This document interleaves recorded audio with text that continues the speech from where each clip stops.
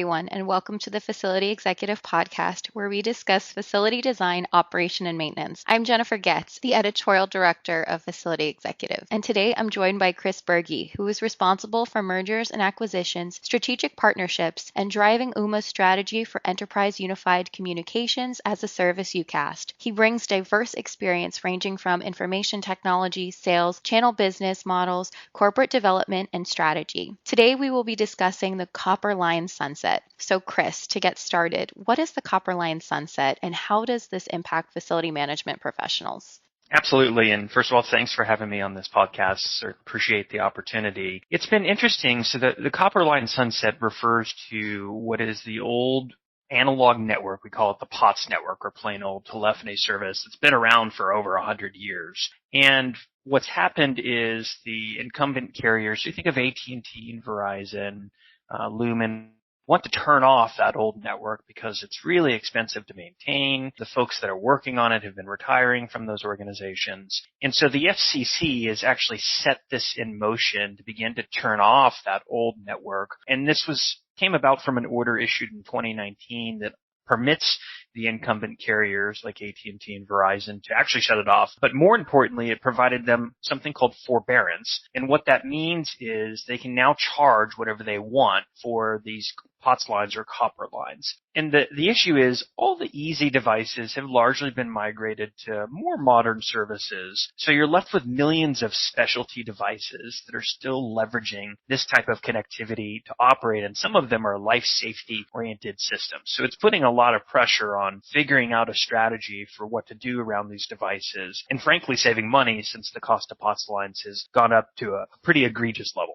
Wow. So based on what you're saying, why hasn't the Copper Line sunset become a bigger topic of discussion? And do you think if people aren't talking about it yet, that they will be soon? Yeah, honestly, it's flown under the radar for a lot of organizations because each of the carriers can turn off this network at their own pace. And many have been kind of stringing this out over time. And for the longest period of time, POTS lines were just this bill you would automatically pay in the background. You wouldn't really think about it. And what we saw occur starting last year is dramatic increases in the price of those lines. So doubling, tripling, quadrupling, which is suddenly getting finance's attention or accounting's attention because you're going from paying $60 a month to $400 a month per line. And so I think that's really raised a lot of awareness for organizations that something needs to be done. And again, the nature of many of these devices, commercial burglar, fire panels, elevators, blue light safety phones, they're really important to a lot of these environments, and there could be real liability issues that come into play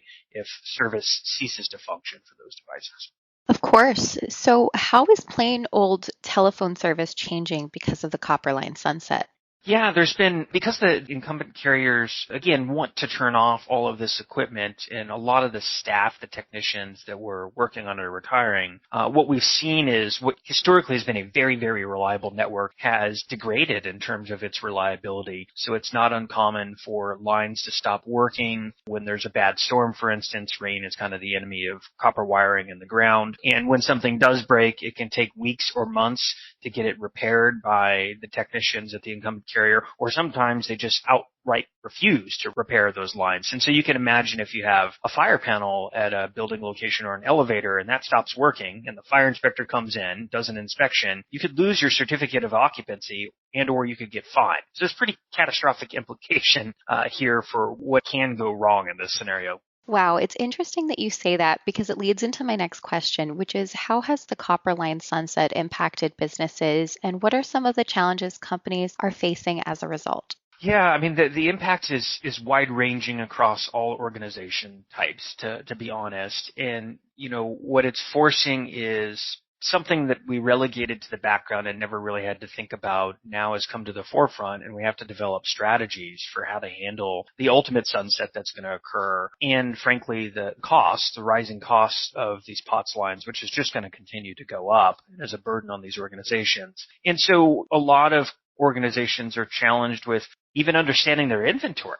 what do I have that's actually leveraging these old analog lines into equipment? And so getting a firm grasp on what's in your environment and then beginning to develop a migration strategy for how you stay ahead of this before those lines actually do get shut off and you can find yourself in a real bind. Do you have any advice for facility managers on how to manage that and get organized when it comes to their devices? Yeah, so there's a number of different ways to handle this. UMA ourselves will help you through a site survey process if you want to get a really good audit on what may be in your environment. Your bills, too, will show you what you're paying for, and not all of those lines may be in use, for instance. And if you use telecom expense management firms, there's a lot of these organizations out there. They're great at helping you identify what's in your environment. But the first key step is inventory. Know what you're dealing with in your environment so you can begin to develop a strategy for how you migrate service for those devices. One thing I would love for you to break down is what specific devices will be impacted by the copper line sunset. Yeah, that's a wonderful question. And so we see a wide range of devices out in environments that facilities managers will want to keep an eye on. So some of the easiest ones out of the gate are commercial burglar or alarm systems, fire control panels in an environment. If you have elevators in an environment, then you're required to have communications, typically serviced through POTS lines. If an emergency happens in that elevator, we've also seen different types of sensors like CO2 sensors down in boiler rooms that leverage POTS lines for monitoring of that environment. Different safety phones, either college campuses or larger commercial real estate properties like a mall where you've got that little safety box that often uses POTS lines to communicate back. Various building entry systems or gate access systems are also impacted. And even down into more of a kind of residential setting, you think of HOA communities and you have pools, most local building codes require that you have a phone by the pool in case there's an emergency. That phone typically uses a POTS line. And you can get into more obscure things like SCADA systems and gas station pumps. There are a surprising number of devices out there that actually leverage this old analog network to communicate. Yeah, that's what I was thinking. These devices are so critical for all building operations. I'm curious to know about any alternatives that will be able to achieve the same results as these devices. And what should facility executives and managers look for in alternative solutions?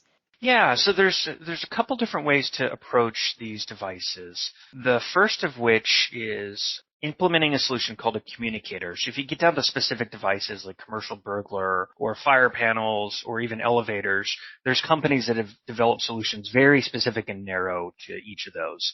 Now, this can wind up being pretty expensive and you're deploying multiple different vendors to serve a wide array of devices in your environment, but it solves the problem too by converting this over to cellular communication from legacy kind of wireline. And the other issue there is that may trigger upgrades to the devices that you have in your environment. So it can make it a lot more daunting task by having to upgrade your panels, for instance. The other approach is a solution like what we do with UMA AirDial, where it is a POTS emulator effectively. So we can serve just about any type of device out in the market. It's not specific to one category. And we sit back in the wiring closets in your building where the carriers bring in all your connectivity versus right next to a fire panel. And so when looking at solutions in the space, you have to be privy to certain devices actually come with specific regulatory requirements. Elevators and fire panels are two of the greatest examples there, and fire panels are probably the most stringent. And so it becomes really critical to ensure that the solutions that you are implementing are compliant with things like the NFPA 72 guidelines or they're UL 864 certified, because the local fire marshal is actually the one that comes in and will sign off on this connectivity in a customer's environment. And one of the stipulations around fire panels is you're not supposed to operate that over the public internet. So you have to pay really close attention here because there could be liability for you as an organization if you're not being compliant. And again, the fire inspector can come in and fine you. We've seen that happen, or they can pull your certificate of occupancy for a building as well. Perfect. Now I'd like to learn more about the regulatory considerations for the plain old telephone service. And in addition to that, with the copper line sunset, there are so many devices, as you mentioned, that will be impacted by this. What advice might you have for facility executives and managers who haven't started addressing this yet? Which areas would you recommend they focus on first? Yeah, it may seem a little daunting at first, to be honest, but it's a lot easier to get your arms around this once you begin the journey. So as I mentioned earlier, the first thing is really identifying an inventory of what is in your environment, going and taking a look at your phone bill if you haven't in quite a while to see what you're currently paying for it, and trying to stay ahead of potential elimination of service, which is something that we can help you identify because that does have to be publicly recorded with the FCC. And once you start to get your arms around all of that, a strategy can be developed over time to take a phased migration. And, look, we as a company, core part of our ethos is making all of this really approachable and easy for customers. So again, looking at the right type of solution that's flexible, that has unified management and monitoring from the cloud, has all the compliance, and has 24/7 support is really important for the nature of some of these devices. So you're confident that the service will continue to function properly and serve all the types of devices that you have in your environment. Perfect. So what are the next steps for organizations that really want to eliminate plain old telephone service line dependency? If you could give us an idea of maybe from start to finish, how long do you think it will take organizations to make these changes? Yeah, so it's happening now. So let's be honest about that. A good example is one of the providers, Windstream, has been actively shutting off lines to customers. And we've had some come to us in a panic because their elevator stopped working because the line was shut off and they couldn't find another POTS line solution. So you do have to be privy. And again, there is no unified strategy that the FCC mandated for all of this. They left it up to each of the carriers who are doing this at a different pace. AT&T did share last year that they're planning to turn off half of their copper network by 2025. So this is real. Wow. This is a problem now, and you don't want to get caught in a bind where maybe some of your locations get shut off and then AT&T is going to do it in a year and you're scrambling for some and not others. Better to get ahead of this and really try to develop a strategy. And again, you're highly likely to save a lot of money, given that they're using price increases as a vehicle to try to drive people away. So look at the vendors in the market. We obviously have, we think, a wonderful solution. We're happy to engage. Check out our website at www.ooma.com. You'll be able to find AirDial there. We're happy to guide you through this. Awesome. Is there anything we haven't mentioned in regards to the copper line sunset that you really feel is important for all facility executives and managers to keep in mind moving forward? We covered much of that, right? This is a real problem. This is something that you're going to have to address at some point, and you want to avoid the situation where you're getting caught in a bind and you're having to act rapidly because something has occurred. So spend the time and the energy to go and start investigating this in your environment, look for help from outside resources, and develop a plan to tackle this.